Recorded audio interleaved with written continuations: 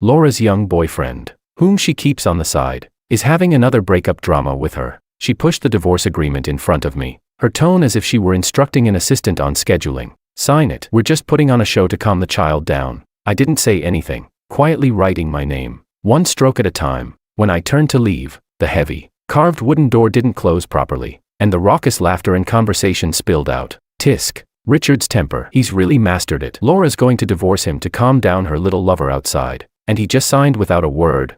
Another voice, full of unmasked lightness and mockery, followed. Just a wimp. Laura knows exactly how to handle him, making him do whatever she wants. I stayed silent, only replying to the message that had just come in. Don't get stuck in the muck, Richard. Come be with me. Okay. I typed okay. Chapter 1. After replying, the other party sent several messages in a row, but before I could read them, I was pulled back by the sound inside. Laura's voice came, lazy with control, each word hitting my eardrum. You don't believe me? Then let's bet. I bet that within this month, he won't dare to be even half a minute late and will come running to me for a reconciliation. The stake is 3 months of drinks. How about it? Laughter followed, mixed with the clink of wine glasses. I didn't stop walking, striding through the luxurious carpeted corridor. I walked until I stepped out of the brightly lit villa, which felt like a cage. My wife, Laura, had recently fallen for a young, spoiled artist. She rented him a high-floor studio with great lighting in the center of the art district, a space worth a fortune, but that young artist was quite proud. Standing in the art kingdom Laura had personally built for him, he said, "I refuse to be the one who destroys someone else's family."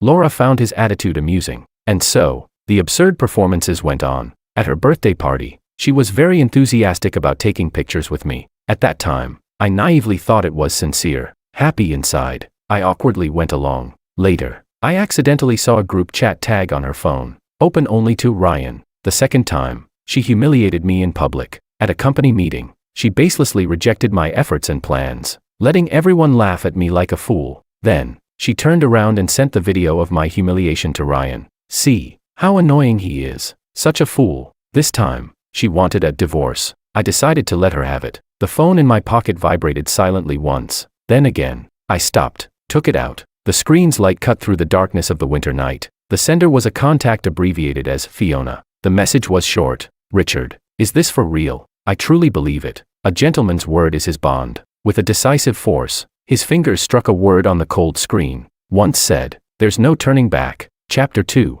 In the afternoon, we drove to the Civil Affairs Bureau. Throughout the journey, her mood was surprisingly good, her head gently swaying to the soothing jazz rhythm. As we got out of the car, a cold breeze rushed in, mingling with the scent of expensive cedar and tobacco she wore. Looking a bit pale, she raised an eyebrow, seemingly noticing me for the first time. Didn't sleep well last night. How many times do I have to tell you? It's just about entertaining a child. For the novelty. Before she finished speaking, a velvet box slipped out of her coat pocket, the lid popping open with a snap. A dazzling, eye-catching, and avant-garde men's diamond ring quietly lay on the ground. A hint of embarrassment flashed across Laura's eyes as she quickly picked it up and shoved it back into her pocket, clearing her throat nonchalantly. Let's go. Let's make this quick. I have a lunch meeting. Inside the Civil Affairs Bureau, the process was surprisingly fast. The staff asked in a formal manner, "Is this a voluntary divorce?" "Yes," I nodded. "Is the relationship confirmed to be broken?" "Yes," I nodded again. "There will be a 1-month cooling-off period. After that, both parties must come in person to finalize the divorce certificate." She handed over the stamped receipt. Laura took it and, before even leaving the service area, immediately pulled out her phone to take a picture. Almost simultaneously, my phone in my pocket buzzed. A familiar WeChat profile picture, Ryan. Below the photo, a line of text was glaringly clear: behave. Want to see what a divorce certificate looks like tonight? I'll keep it for you. My fingertips were cold, and without hesitation, I deleted the conversation. The next second, a new message popped up. From Fiona. On the 3rd of next month, the Concorde flight from Toronto to London is reserved. Followed by, don't be sad. I'll be waiting for you in Toronto. Later that night, I dreamed of Laura. She was a young girl then, with neatly cut short hair and eager eyes. Richard, how did your hands get so beautiful? You write well, and you must play the piano well too. That expensive Steinway was nothing but background music for her at a cocktail party. What is the Koo family? From now on, everyone will have to look at our faces.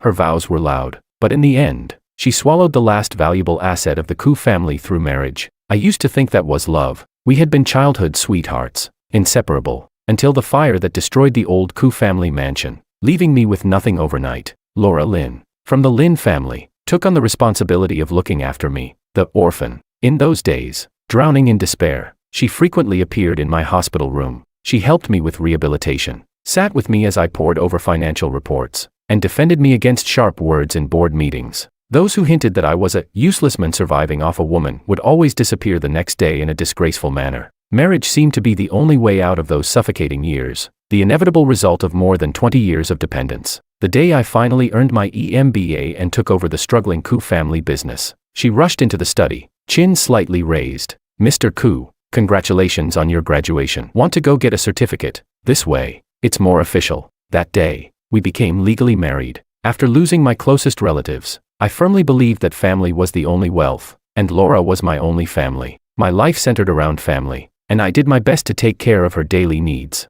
In my dreams, it was her warm fingertips as she put the ring on my finger. She held my chin, her voice hoarse. "Richard, this is what I wanted."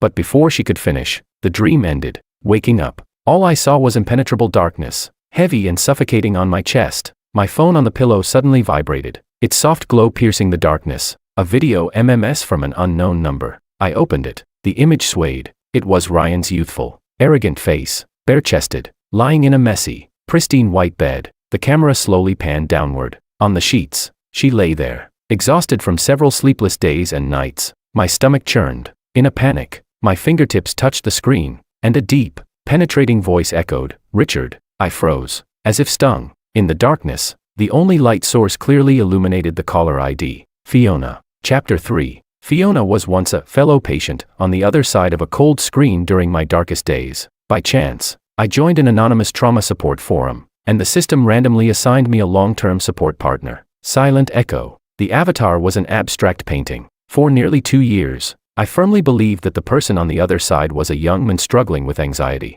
At first, he was as indifferent as a stubborn rock, giving no response to any of my shares, but there was a subtle sense of salvation between kindred souls. I sent daily fragments persistently, from cold words to environmental recordings, as though casting a message in a bottle into the deep sea. Finally, one day, I started receiving brief replies. Thank you. Then, we were able to have a few exchanges. Over time, a near brotherly rapport had formed. So, when she first initiated a voice call, hearing that clear, forceful female voice nearly made me drop my phone in shock. "I'm so sorry. I always thought you were a guy." Her voice was dry. "I'm not disturbing you." Fiona's voice was calm. "It's 3 p.m. in Toronto now." After that, a strange sense of boundaries made me instinctively pull away. It wasn't until nearly a month later that I returned to the forum. That day, Laura had just thrown the gilded divorce agreement in front of me. On the screen, Fiona's private message popped up. "How have you been lately?" My mind was consumed by the word divorce, and my fingers instinctively typed, "Getting a divorce." My fingers moved unconsciously, and I opened the conversation again. "Fiona, I think I'm about to fall into the abyss again. I had lost the Koo family. My parents and the old mansion had turned to ashes. Now, even Laura, whom I had once thought was my one true love, was about to sever this last connection." I never expected that the reply from the other side of the screen would come. "Don't get stuck in the mire, Richard. Be with me." At the same time, the sound of laughter and conversation from Laura's office seeped through the door, clear and ear-piercing. Richard Koo, after divorcing Laura, what's he even worth? He's just a dog trained by Laura." Exactly. Laura's lazy and controlling voice rang out. "He'll crawl on his knees to the place I designate, bringing me whatever I want with both hands." I stared blankly at the woman on the other side of the door, a familiar yet strange figure. My fingertips were cold, with a resolute sense of finality, and I typed heavily on the screen. "Okay." Fiona was decisive. Not long after I replied, I received a PDF in my inbox, Toronto Action Guide. The document clearly listed all the matters at hand, with priorities and deadlines marked. What was most bizarre was that at the end of the to-do list, there was a long list of tourist attractions. At the very end of the file was a line she had typed herself. "As the saying goes, the moon abroad is never as round as at home, and the scenery is the same, you know. I'll regret it if you don't believe me." For some reason, the last 2 sentences hit me hard, and I smiled for the first time in a long while. I gladly accepted her guide and began following the itinerary. By day, I dealt with affairs. By night, I packed my bags. The day I moved out of the penthouse, I received a message from Laura. "Moved out? Not even a call. Are you sulking?" She was touring Europe with Ryan. Immediately after, a photo of a luxurious hotel terrace at night came through. This hotel's private cigar bar is quite nice. Next time, I'll take you there to try it. My finger hovered over the block button, but thinking about the final settlement in a month, I ultimately held back. For the next half month, I operated like an efficient machine. I dealt with non-core assets that could be quickly liquidated. The most mentally exhausting part was sorting through all the asset documents and share certificates that Laura had entrusted to me over the years. Each document felt like a heavy brick, recording how the Koo family had been devoured, and how I had handed over the rope in her protective illusion. The night before we were to go to the Civil Affairs Bureau, my phone suddenly lit up. It was Laura. She was back. Through the receiver, I could hear a tense and confused tone. "Richard, did you move out?" Chapter 4. Laura seemed to have long grown accustomed to the silence on my end of the phone, as she let out a soft laugh. "Richard, sometimes you really are." She paused, seemingly searching for the right word. "Can you be more of a man and stop being so melodramatic? It's annoying. I've told you 100 times. It's just an act." Her tone was as relaxed as if she were discussing the weather. "How about this? Let's just play the act out. Tomorrow, go with me to the Civil Affairs Bureau to pick up the divorce certificate." I held the phone, my fingertips cold. "Richard, don't worry. It's just..." She seemed to want to add something. "Okay," I interrupted her, my voice calm and unwavering. Wow. On the other end of the line, a louder, mocking cheer erupted. I didn't listen any further and directly ended the call. Then, I sent the Civil Affairs Bureau's opening hours through WeChat. The next day, I woke up early. Laura arrived fashionably late. She was wearing a sharply cut black cashmere coat, which only enhanced her commanding presence. The divorce process was even smoother than last time. It took only 5 minutes from start to finish. After leaving the service area, Laura seemed to be in a good mood. I put the certificate away and looked up at her, my gaze calm and steady. "Laura, do you have time later?" She seemed momentarily stunned. Since we got married, in public, I had never addressed her directly by name. At the company, she was always formally referred to as President Lin. The next second, her eyes, always calculating and scrutinizing, curved into a smile, and she spoke in a clear voice. Yes, no matter how cold, calculating, or indifferent Laura had been over the past year, I had never thought of erasing the past version of her completely. I still remembered her youthful figure standing in front of me, and the cup of warm water she had handed me during the darkest days after the Koo family collapsed. I was grateful for those moments, whether genuine or not, and thankful for the care, even if it had an ulterior motive. So, even though we'd come this far, I never thought of slipping away quietly like a coward. I wanted to give this relationship, and the shadow of the person who once brought light into my life, a dignified conclusion. However, things didn't go as planned. Just before we were about to head to the restaurant, her young boyfriend sent a message. Laura turned to me with a smile and said there was some company business she needed to attend to and that we could talk about this another day. The heavy dark clouds rolled in that evening. Suddenly, large raindrops began to pound the ground. Thunder rumbled from afar, followed by a blinding flash of lightning that illuminated the dim room, turning everything pale. Boom. My body stiffened, and an uncontrollable flash of searing light, thick smoke, and my father's final gaze appeared before my eyes. I curled up in the corner of the couch, hugging myself tightly, trying to use every ounce of strength to fight off the fear and physical tremors that almost tore me apart. At that moment, my phone rang. On the other end of the line, the deafening sounds of music, clinking glasses, and the wild banter of men and women mixed together, creating a dizzying, chaotic background. Then, I clearly heard her voice, laced with deep contempt, like an ice pick dipped in poison, stabbing through my eardrums. "Koo family heir? Ha, what a joke. Do you know, all those years taking care of him, watching him like a useless piece of trash who couldn't even speak. I'm so sick of it. If it weren't for that little scrap of Koo family wealth he had, who the hell would have the patience to coddle a scared, useless heir? Marriage. Want to know why I married him so early? It to get the last bit of juice out of the Koo family and make it official in my hands. As for him," she let out an extremely sharp, mocking laugh. "You get it. Ha ha ha." Boom. A thunderclap exploded above my head, shaking the entire building. Her venomous words on the phone, the storm outside, the destructive fire in my memories. In that instant, everything was linked and detonated by that strike of lightning.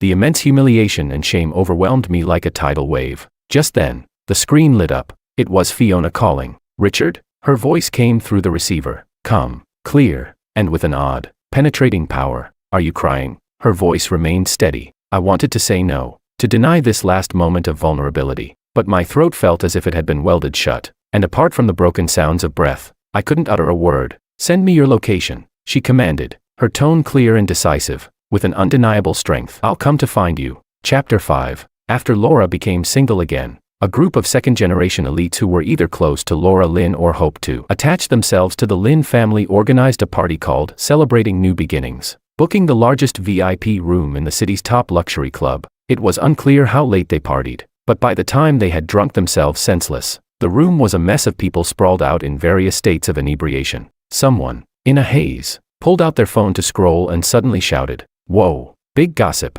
check the trending searches, that mysterious lady from the Kim family, who has always been abroad handling the core business, Fiona Kim. She's quietly come back to a city." No way. Someone rubbed their eyes and slurred. Isn't she stationed in Toronto? After her grandfather passed, she barely came back. Always so elusive. I swear it's true. It's everywhere. The person shoved their phone in front of everyone's face. There's proof. With a picture. My God, it really is her. The aura, even through the screen. It's intimidating. Wait, is there someone next to her? Whoa, the way they're so close. That must be her boyfriend. Looks like she brought him back to meet the elders. No, this person. Why does he look so familiar? Laura.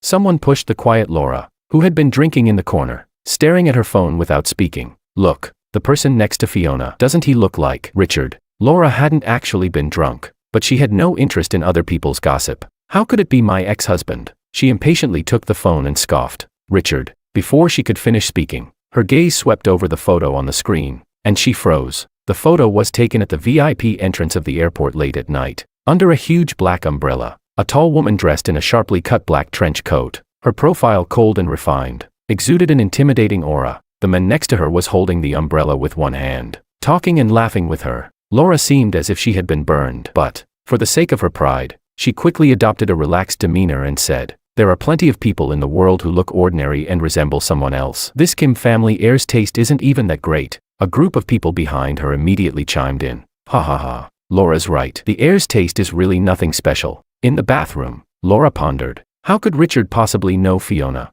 The woman who held the core assets of the Kim family, who even her mother had to be respectful toward. They were from two completely different worlds.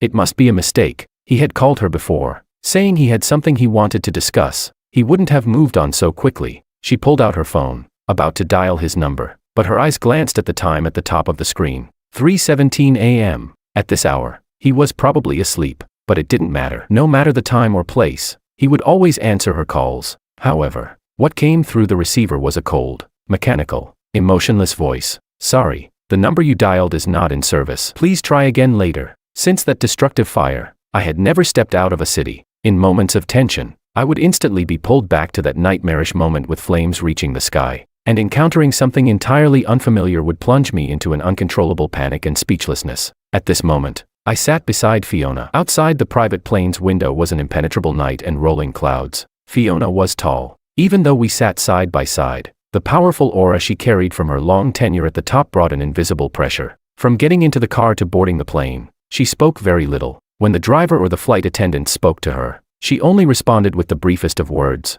her voice cold and crisp, carrying an undeniable sense of authority. Her identity was clearly extraordinary. Despite the late hour and heavy rain, many reporters who had heard the news immediately rushed over, microphones extending toward us, their chaotic shouts rising one after another. "Miss Kim, is there an important reason for your sudden return to the country? Miss Kim, who is the man next to you? Miss Kim, what are the next steps for the Kim group?" Just as I was about to be overwhelmed by a sense of unease and regret, the person beside me suddenly moved. She turned slightly, pulling a packet of tea bags from her bag. A faint scent of lavender and chamomile mixed with a hint of honeyed sweetness quietly wafted out. The memory was instantly pulled back 2 years. In that anonymous forum, I had tirelessly tried to open Silent Echo's heart. I recently found a tea bag that's quite special. A subtle fragrance of lavender and chamomile. When I'm feeling down, brewing a cup helps a lot. Would you like to try it? Send me an address. That was the first time she had responded, sending a string of addresses in Toronto. Would you like some? Fiona's voice came through, softer than before. She seemed not as unapproachable as her appearance suggested. Before I could nod or speak, she naturally picked up a tea bag with her slender fingers, placed it in a cup, and handed it to me. I took the slightly warm cup, slowly savoring it. In an instant, every pore of my body relaxed, unwinding in this familiar yet unfamiliar sweetness. Chapter 6. I really ended up staying in Toronto, a completely unfamiliar city. Fiona had settled me into a penthouse apartment by the Seine, but she seemed to be incredibly busy, and the large apartment often felt empty, with only me inside. After I finally adjusted to the time difference, During the first week, she rarely appeared at breakfast. One morning, she elegantly cut into her fried eggs, then suddenly spoke. "Richard, what do you want to do next?" Her question caught me off guard. Laura had never allowed me to take any significant role in the company. "You get nervous and go silent. You'll mess things up," she had once advised me with a tone that felt more like charity than concern. "Be good. Just do some minor work at your own company. Or go to the club and play golf. Who cares about the small stuff?" But now, Fiona looked at me calmly. "Your English needs to be built from the ground up. And that will take time. But the Chinese community in Toronto is very active. And there are plenty of opportunities. I believe this won't be difficult for someone like you." Without thinking, I tightened my hand resting on my lap, my knuckles turning slightly white.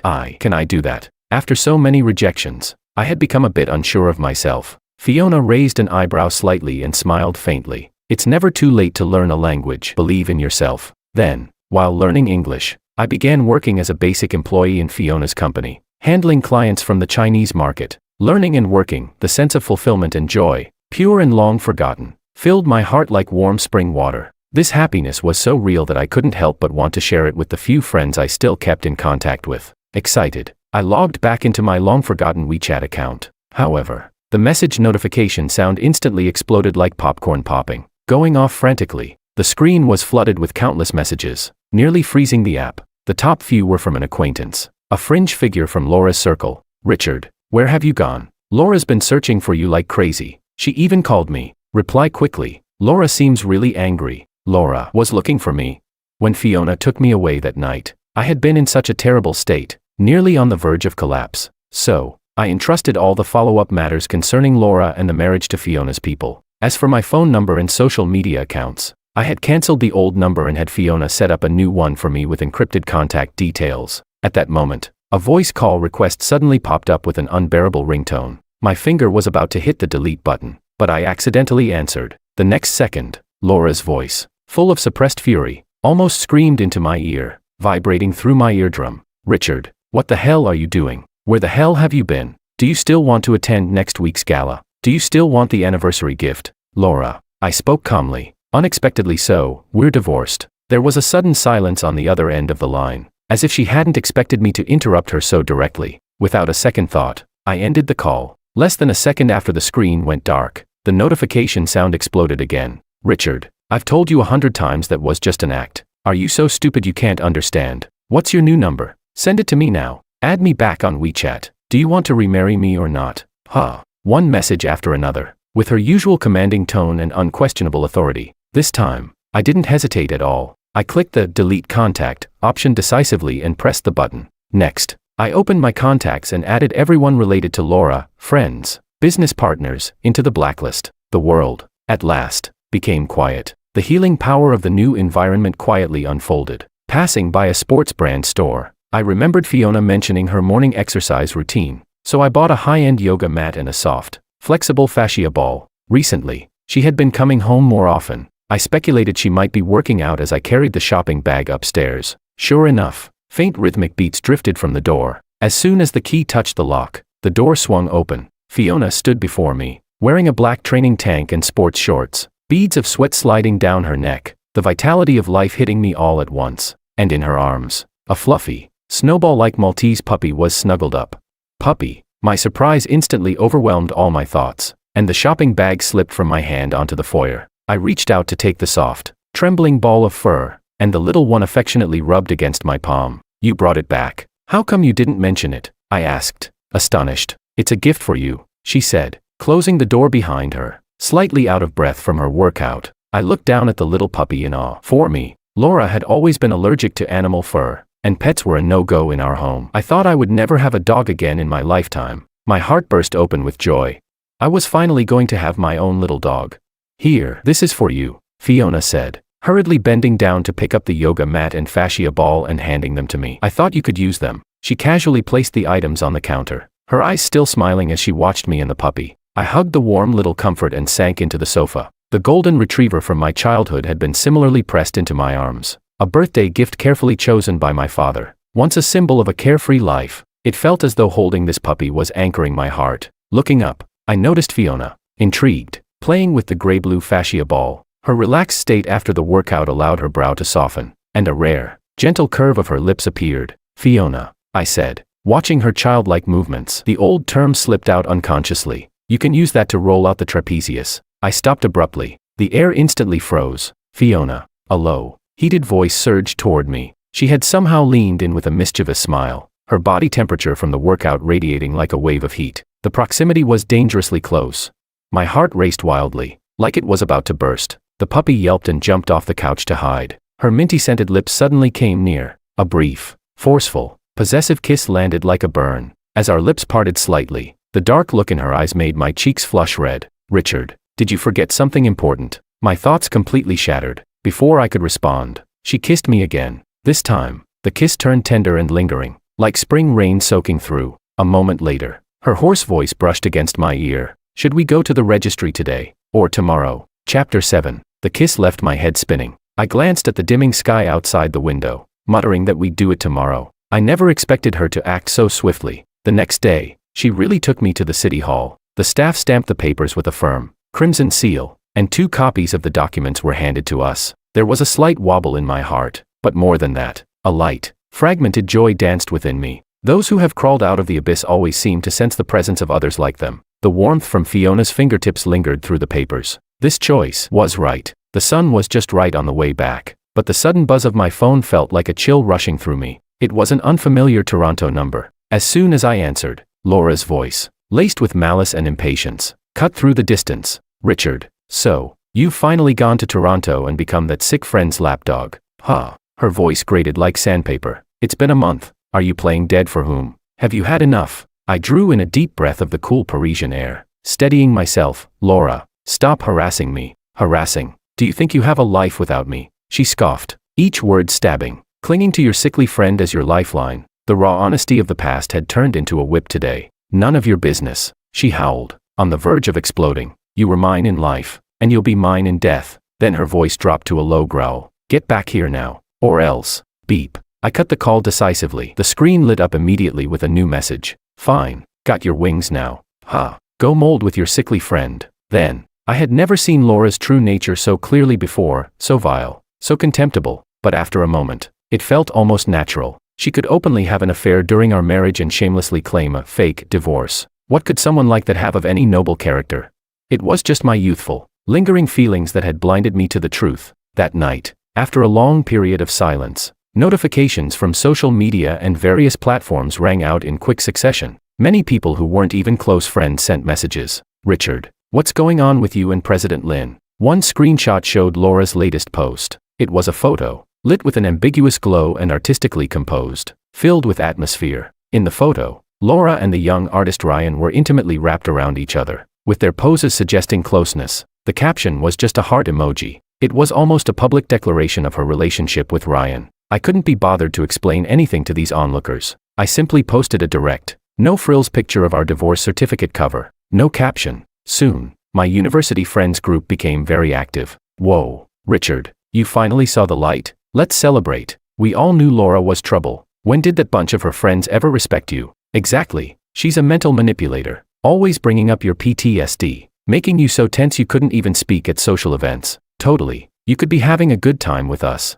but the moment she shows up or calls, you freeze up like you've been hit with acupuncture. It turns out, all the signs had been obvious for a long time. I just chose to turn a blind eye back then. That kiss left me dizzy. I glanced out at the encroaching twilight, mumbling that we'd do it tomorrow. I never imagined she would act so decisively. The very next day, she took me straight to the city hall. With a flourish of the pen, the staff stamped the documents with a bold, red seal, and 2 copies were handed to us. There was a slight tremor in my chest, but more than that, a light, scattered joy bubbled inside me. Those who have crawled out of the abyss always seem to detect the presence of others like them. The warmth from Fiona's fingertips transmitted through the papers. This choice was right. On our way back, the sun was perfect, but the sudden vibration of my phone felt like a cold draft. It was an unfamiliar Toronto number. As soon as I answered, Laura's voice, tinged with malice and urgency, cut through the distance. Richard, you've really gone and become that sick friend's lapdog in Toronto. Her voice scraped at my ears like sandpaper. It's been a month.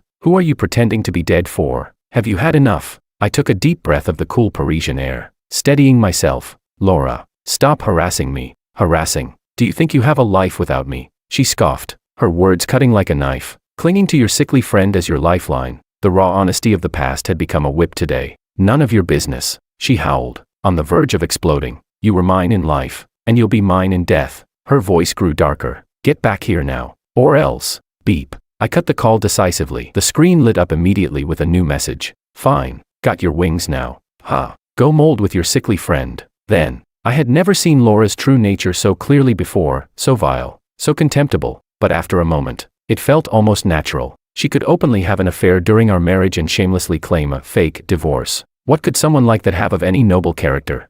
It was just my youthful, lingering feelings that had blinded me to the truth. That night, after a long period of silence, notifications from social media and various platforms rang out in quick succession. Many people who weren't even close friends sent messages. Richard, what's going on with you and President Lin? One screenshot showed Laura's latest post. It was a photo, lit with an ambiguous glow and artistically composed, filled with atmosphere. In the photo, Laura and the young artist Ryan were intimately wrapped around each other, with their poses suggesting closeness. The caption was just a heart emoji. It was almost a public declaration of her relationship with Ryan. I couldn't be bothered to explain anything to these onlookers. I simply posted a direct, no-frills picture of our divorce certificate cover. No caption. Soon, my university friends group became very active. Whoa, Richard, you finally saw the light. Let's celebrate. We all knew Laura was trouble. When did that bunch of her friends ever respect you? Exactly. She's a mental manipulator, always bringing up your PTSD, making you so tense you couldn't even speak at social events. Totally. You could be having a good time with us, but the moment she shows up or calls, you freeze up like you've been hit with acupuncture. It turns out, all the signs had been obvious for a long time. I just chose to turn a blind eye back then. Later that evening, Fiona returned to the apartment, with her assistant following closely behind, pushing two small, exquisite Rimowa suitcases. Pack your things. We need to go back to the country, she calmly announced. I didn't immediately process her words. The notarization for the marriage paperwork needs to be done back home, she continued. And also, I want to take you to meet my grandmother and some important family members, so you can formally meet them. Almost instinctively, the question, so soon, so formal, almost slipped out of my mouth. As my friends had said, Laura never brought me to any core family gatherings, let alone allowing her influential family members to formally meet me. Richard. Her gaze was focused and gentle, her voice low and clear, carrying an undeniable strength. Richard, you're the most important person to me. Of course, I want to introduce you to my family and friends. A strange, warm wave crashed into my chest, and even my fingertips tingled. So this was the power that came with a healthy, mutually respectful relationship. Fiona said she needed to handle some important business matters in a city first. So, the first stop of our return to the country was set for a city. Fiona's approach was very low-key. She naturally took my hand, our fingers entwined, surrounded by her assistant and bodyguards. We walked steadily toward the VIP passage. During this time, through both intentional and unintentional learning, I had come to understand who Fiona truly was. The bitter Kim family inheritance dispute from over a decade ago had far-reaching consequences and influence, much beyond a typical family feud. Business headlines had tracked the events for months, and its thrilling, unpredictable twists felt like something out of a business thriller. Back then, everyone thought that with the Kim family patriarch gravely ill and several uncles eyeing the position, the final victor would be one of the experienced old ministers or elders. No one expected the one to ultimately take the helm would be a young woman, freshly graduated from an elite overseas business school, Fiona. Even more shocking was that, just a few years after taking over, she had expanded the Kim family's business empire to unprecedented heights. I had, of course, heard her name and some of her accomplishments, but back then, I was too young, and by the time she shifted her focus abroad, I had lost track of her. She switched into a more business-like outfit and went straight to the core office of the Kim family in a city to handle official matters. Meanwhile, I continued my English studies at the hotel and familiarized myself with the lower-level operations of Fiona's company, preparing myself for future work there. By late evening, as I was finishing up my studies, my phone buzzed with a message from Fiona. I had some clothes sent for you to choose from. Time is tight, so they roughly measured your size. They should fit.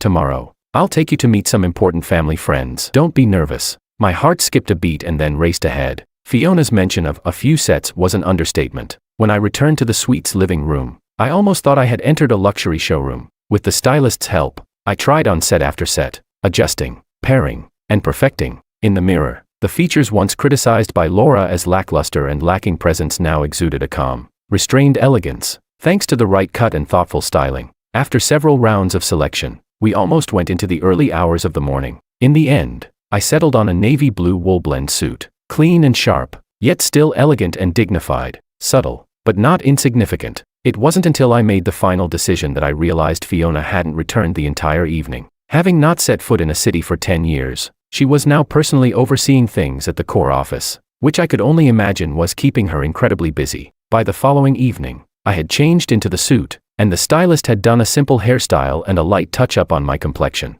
Looking at myself in the mirror, I found the reflection almost unfamiliar. I was no longer the shadow of someone clinging to Laura's aura, purposefully ignored by her. Just as I finished preparing, Fiona's message arrived at the perfect moment. The driver is waiting for you at the door. Short and to the point. Chapter 8. In the evening, the scent of osmanthus filled the air. The car drove into a narrow alley and stopped in front of an intricately carved iron gate, overgrown with vines. This was Fiona's grandmother's old, elegant home, where a family banquet was being held tonight. Just as I was about to get out of the car, my phone rang. The unfamiliar number displayed Laura's contact. I hung up immediately. She called again. I hung up again, and then decisively added her to my blacklist. The car came to a stop in front of the main building in the courtyard. As I opened the car door, the aroma of food and the sound of laughter reached me. However, the moment I stepped onto the stone path, the familiar figure in the shadows of the side corridor caught my eye. Laura. She was dressed in a striking rose-red dress, agitatedly dialing a number she couldn't reach.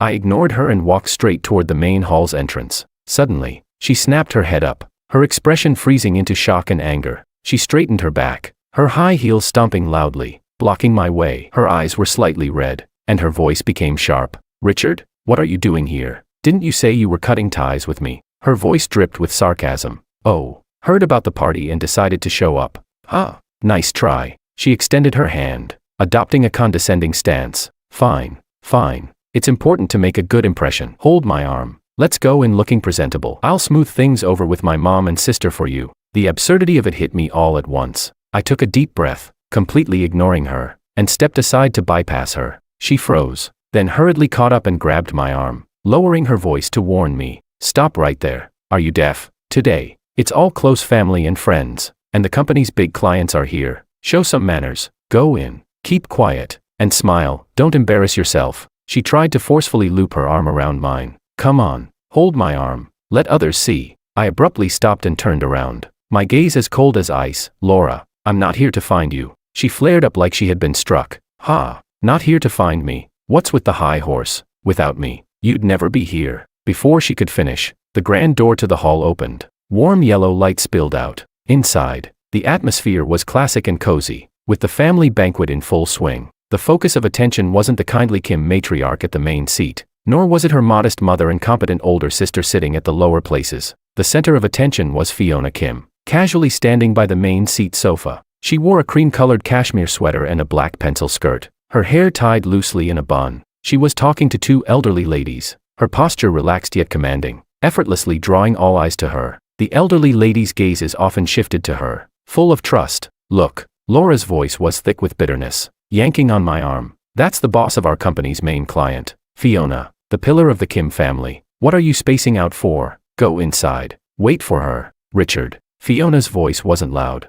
but it pierced the space, clear and resonant. Her gaze naturally turned toward the entrance. The conversation in the hall came to an abrupt halt. All eyes, kind, confused, reserved, and probing, turned toward her. Fiona's lips curled into a slight smile as she nodded to the elders. She gracefully moved through the parted crowd, walking toward me. She stopped just a step away, her gaze focused and gentle, and reached out her hand to me. In the ensuing silence, with a smooth gesture, she led me by the hand to stand beside her. Her shoulder lightly brushed mine, offering silent support. Her gaze lingered seriously on my face, and then she turned to face the entire hall. She looked at the smiling matriarch, at Lynn's surprised mother and the older sister, whose sharp, scrutinizing gaze met hers. Her voice was steady and clear, a declaration that rang through the room. Grandmother, mom, uncles, and all the elders. She paused briefly. Let me introduce you properly. She turned to look at me, her eyes sparkling, holding my hand tightly. This is Richard. Her words were clear, each syllable deliberate.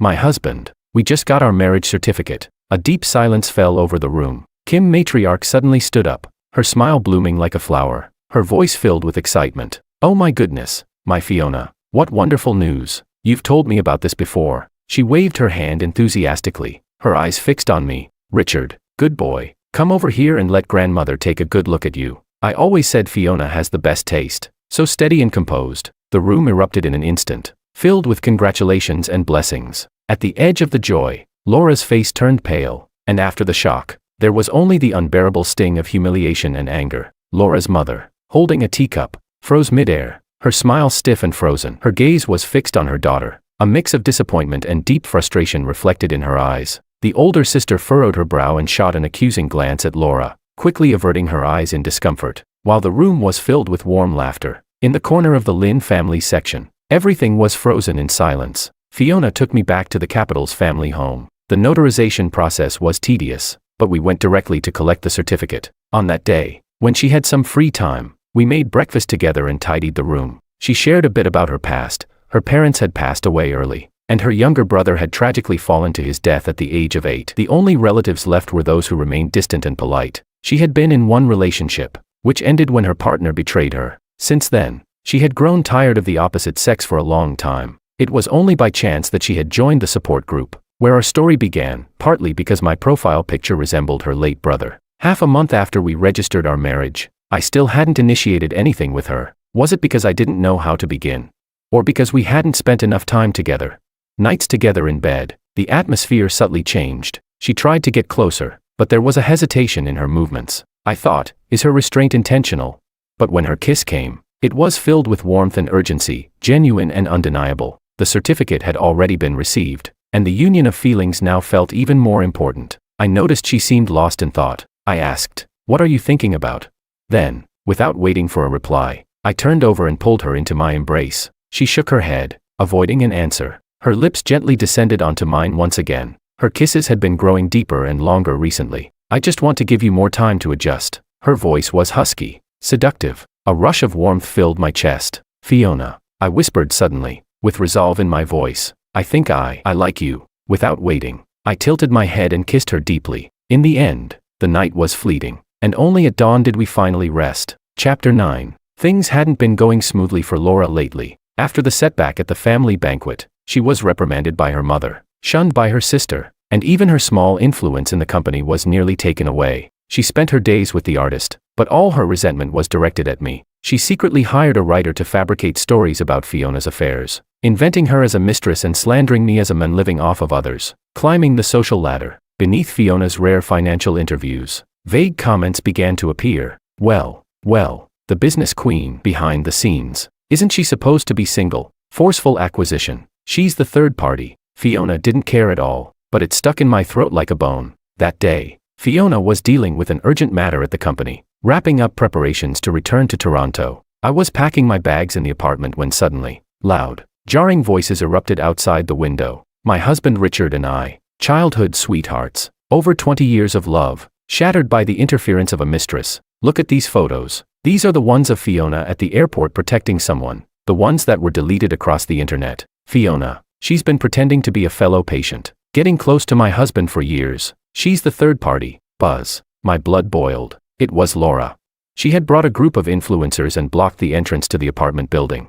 She screamed into the camera, her face meticulously painted with an expression of rage and victimhood, playing the heartbroken person whose love had been stolen. Kim family controls everything. I want justice. I want my husband to speak the truth. A wave of fury and protectiveness crashed through my reason. I grabbed the stack of evidence papers I had prepared earlier and stormed downstairs. The door was flung open. "Richard." Laura's face twisted with a mix of surprise and malice. I took a few steps forward, slamming the thick stack of papers into her face.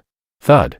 The papers scattered everywhere. "Laura." My voice trembled with anger. "Take a good look at yourself. Who gave you the confidence to twist the truth like this?" I picked up a few of the scattered top pages. They were screenshots of her and Ryan's boastful and explicit chat logs. I threw them back at her. "Look at the mess you've made. Don't you dare tarnish the term childhood sweethearts. You don't deserve it." Finally, I opened my phone and turned the volume up to the max, playing the venomous rant she had made while drunk. Coup family heir. What a joke. Those years, taking care of him, watching him like a useless person who couldn't even speak. I was so sick of it. If it weren't for that little bit of the Coup family's remaining assets. Laura's face drained of color, the facade of affection completely crumbling, leaving only terror and disgrace. Turn it off, she screamed, rushing to snatch the phone from my hand. Fiona's security arrived promptly, dispersing the crowd and removing the live stream content from the internet. However, the storm she stirred up didn't die down. What truly spread were the smug messages Ryan had sent. The screenshots of Laura lavishly spending money on him, belittling and mocking me.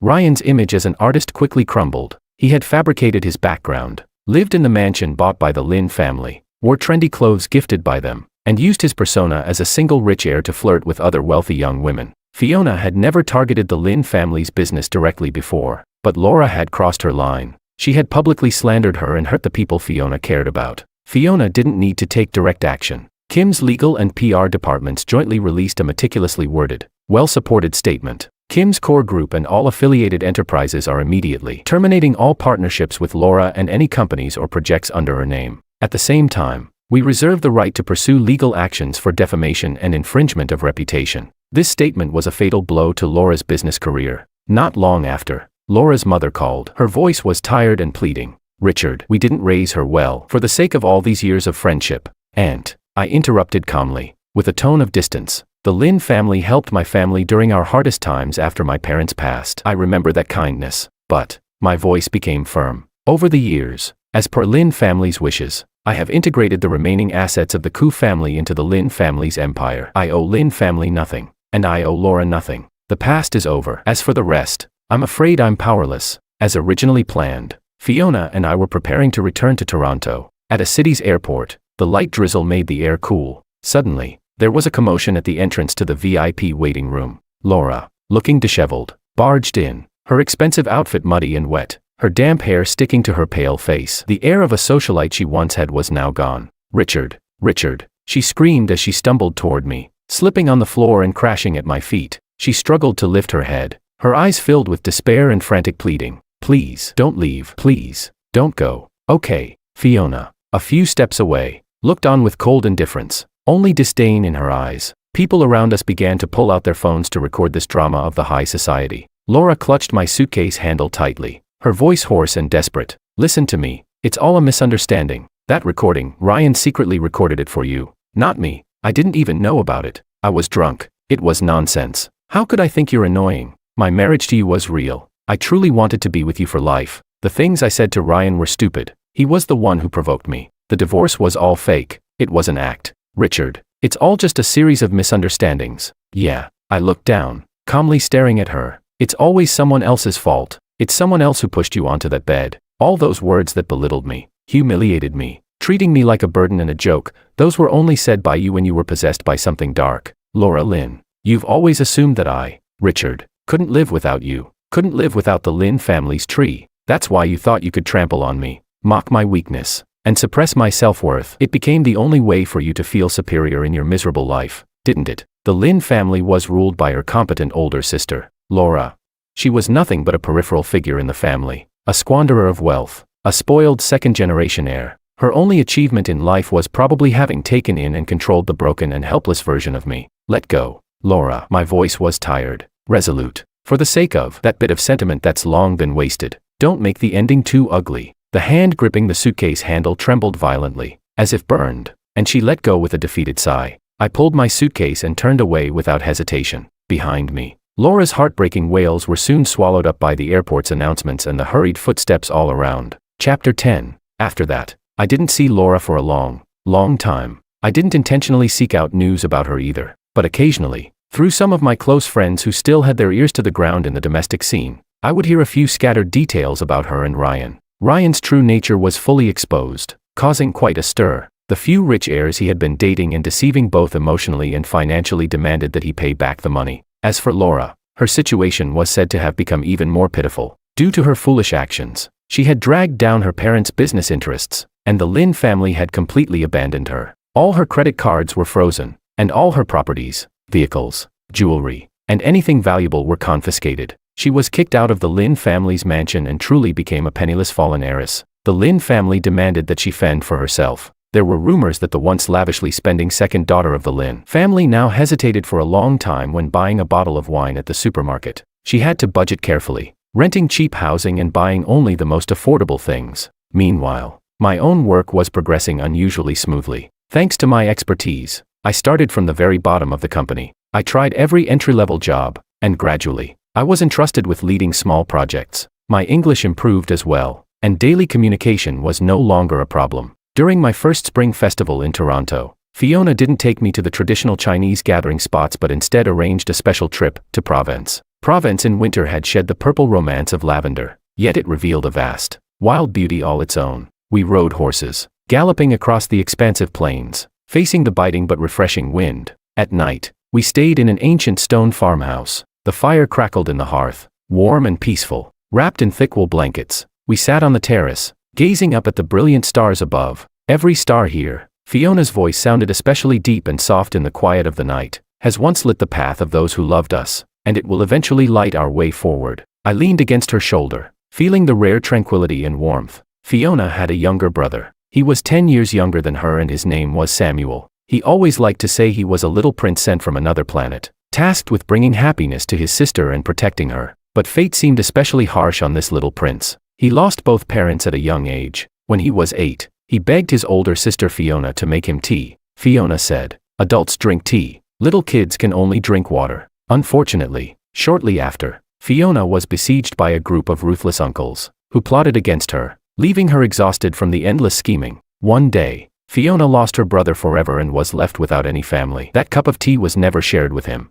Many years later, on that anonymous trauma support forum, an account with a profile picture eerily resembling her late brother sent a friend request. The applicant was named, "The boat has sailed beyond 1,000 peaks. Hello, may I add you as a friend? I'd like to chat. The weather's nice today. Hope you're feeling good too. Another day has passed, but I still hope to get through as your friend." Fiona later told me that back then, she found the account, "The boat has sailed beyond 1,000 peaks," too noisy, like an ever-energetic little son. But the persistent friend request from "The boat has sailed beyond 1,000 peaks" was like a stone dropped into still waters. Okay, the other person had agreed to add her as a friend. She watched as this stranger, day after day, happily shared the little details of their life. The sunlight outside the window, a small flower by the roadside, an old song she had randomly heard, even a photo of a latte art on her coffee. Those simple yet life-filled fragments of everyday life were like a faint but continuous light, piercing through her closed, cold world. One filled with guilt and self-blame. Over time, as she felt the tender and resilient care from "The boat has sailed beyond 1,000 peaks" through the screen, a nearly impossible thought began to take root in her heart. Could this person be a gift from her brother? Someone sent to light her way while she endured the pain of losing her closest family, self-exiled in endless loneliness. But at that time, "The boat has sailed beyond 1,000 peaks" was someone else's husband. Now, Fiona's voice carried a hint of a barely noticeable choke, and she turned to face me. Standing in the center of the studio, "You are my husband." She walked to the window, looking up at the brightest star in the night sky, her voice soft like a sigh. "Do you think Samuel, did he really send the most precious gift in the world to my side? Did he forgive me for being such an incompetent sister?" I gently took her slightly cold hand, pulled her into my embrace, and kissed the tear that finally slipped down her cheek. "He never blamed you. He's always been the little prince who wanted to protect his sister, the angel who descended to earth. He saved me, and guided me, bringing me to you to fulfill his wish, to protect you, so that you would never be alone." Fiona's body trembled slightly, then she clung to me even tighter, as if trying to merge with me. Her voice was buried in the crook of my neck, filled with an unprecedented vulnerability and determination. "Richard, you are the light I've waited for in endless darkness. I love you so much. The greatest regret in life is to give a sincere heart to the wrong person, letting time pass in the mud. The greatest blessing in life is to still meet the person who knows how to cherish and light each other's way after all the scars." We held each other tightly, and the starlight outside the window gently fell. It was as if the forever 8-year-old little prince was sitting on the moon, smiling reassuringly at his beloved sister.